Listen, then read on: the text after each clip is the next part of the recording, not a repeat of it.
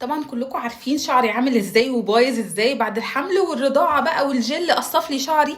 فجبت حاجه كده من طريقه من على النت، طريقه مش هعمل اعلان عن اي منتج. طريقه هي ايه؟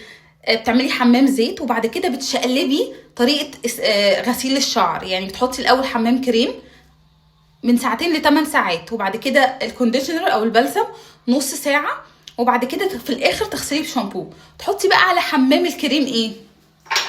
بانتينول، ده كريم مصري من الصيدليه، خليت فيليب جابهولي. هنشوف دلوقتي انا لفيت شعري، معرفش بيسموها ايه، نشوف النتيجه مع بعض. اهو انا مش عامله اعلان لاي منتج وكلكم عارفين شعري عامل ازاي، اللي مش عارف يبص في الفيديوهات ويعرف شعري عامل ازاي.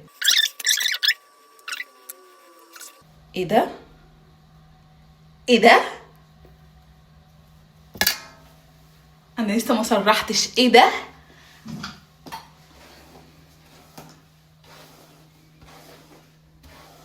ايه ده؟ طبعا انتوا مش حاسين بالملمس، بس انا حاسه بملمس شعر طري بشكل غريب.